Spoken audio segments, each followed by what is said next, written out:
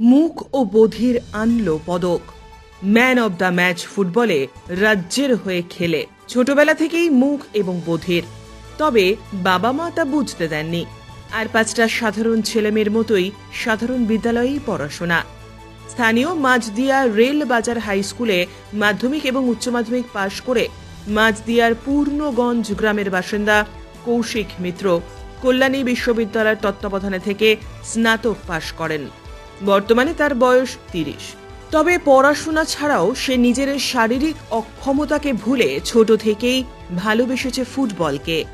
School এবং কলেজের হয়ে বিভিন্ন জায়গায় ফুটবল প্রতিযোগিতায় অংশগ্রহণ করে এসেছে এবং কৃতিত্বের সাথে মেডেল এবং ট্রফি ছিনিয়ে এনেছে। শুধু তাই নয়, 18তম West Bengal Sports Association of Deaf football প্রতিযোগিতায় ম্যান অব দ্য ম্যাচের অধিকারী সে। রাজ্যের হয়ে খেলে কৃতিত্বের সঙ্গে পদক নিয়ে এসেছে ঘরে। তবে এত কিছুর মধ্যেও দুশ্চিন্তা ক্রমশই গ্রাস করছে কৌশিক এবং তার পরিবারকে।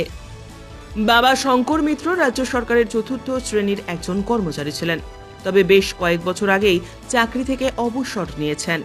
এখন পেনশনের টাকাতেই কোনো রকমে সংসার চলে, আর সে কারণেই বাবা মায়ের দুশ্চিন্তা ছেলের ভবিষ্যৎ নিয়ে। তাদের অবর্তমানে মুক ও বধির একমাত্র সন্তানের দেখভাল কি করে চলবে এ নিয়েই চিন্তায় থাকেন তারা।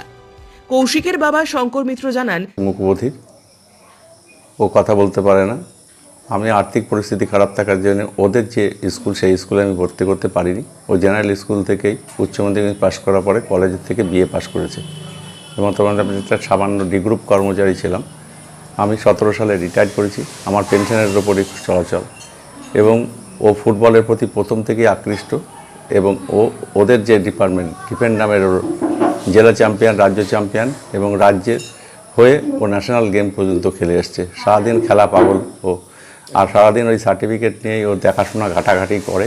আমার খুব কষ্ট লাগে, রাত্রির আমি ঘুম হয় না যে আমি বাবা হিসেবে আমাদের অবর্তমানে ওর ভবিষ্যৎটা কী হবে। তাই মুখ্যমন্ত্রী কম্পিউটার জানে, 2টো কোর্স কম্পিউটারে করা আছে ওর। আমার রাত দিন চিন্তা হয়, খুব চিন্তাগ্রস্ত আছি। ওর যদি একটা কিছু মানে গভর্নমেন্ট সরকার যদি ওর প্রতি মানে একটু কৃপা দৃষ্টি দিত, তাহলে আমি বাবা হিসেবে খুব উপকৃত হতাম। কাছে আমার করুণ আবেদন। আমি জানি মুখ্যমন্ত্রী খুব সংবেদনশীল এবং মানবিক এবং তিনি নিশ্চয়ই একটা ব্যবস্থা ওর করবেন, সেই আশা আমার আছে। এবং মুখ্যমন্ত্রী যদি ওর একটা ব্যবস্থা করে দেন, তাহলে আমি বাবা হিসেবে খুব উপকৃত হব। আমি জানতে পারবো যে আমাদের অবর্তমানে ওর অন্তত ডাল ভাতের একটা সংস্থান হয়েছে। কৌশিকের মা সর্বাণী মিত্র জানান, অনেক কষ্টে ওকে গ্র্যাজুয়েশন কমপ্লিট করিয়েছি। কম্পিউটার জানে, ও রাজ্যের হয়ে ইনডোরে খেলেও এসেছে, বল খেলায় খুব ভালো। আপনি যদি ওকে দয়া করে একটা কিছু দেন বা আমাকে যদি আপনার সঙ্গে দেখা করতে বলেন, তাহলে খুবই উপকৃত হই। আমি আপনার কাছে গিয়ে আমার সব কথা বলতে পারবো। এবার আমরা চলে গেলে ও কি করে খাবে? ওর তো সে নিজেরও সেই একই চিন্তা যে তুমি বাবা মরে গেলে আমাকে কে দেখবে, কে খেতে দেবে। আপনি যদি দয়া করে আপনার সঙ্গে একটু দেখা করতে দেন, তাহলে আমি খুবই উপকৃত হই। বা আপনি অনেককেই তো অনেক কিছু দেন, অ্যাক্সিডেন্ট হলে, কেউ মারা গেলে তাদের চাকরি দেয়া আসে, যে চাকরি হোক, আমি কন্ট্রাকচুয়াল হোক আর যাই হোক, একটা যদি দেন তাহলেই উপকৃত হই। হ্যান্ডিক্যাপদের পাশে তো কেউ নেই, এদের কথা কেউ ভাবে না। ও কম্পিউটারও জানে। হ্যান্ডিক্যাপদের পাশে না কেন্দ্রীয় সরকার না রাজ্য সরকার, কোনো সরকারি হ্যান্ডিক্যাপদের, এরা অবহেলিত, এদের কেউই দেখতে পারে না। আমি তো একে নিয়ে অনেক জায়গায় গিয়েছি, ক্যাম্পে গিয়েছি, সব জায়গায় দেখেছি।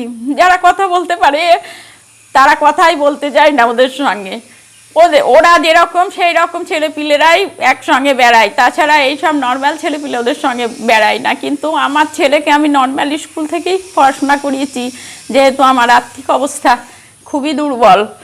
ওই জন্যে আমি ওদের স্কুল থেকে কমপ্লিট করা, কম্পিউটার জানে, ও বল খেলায় পারদর্শী।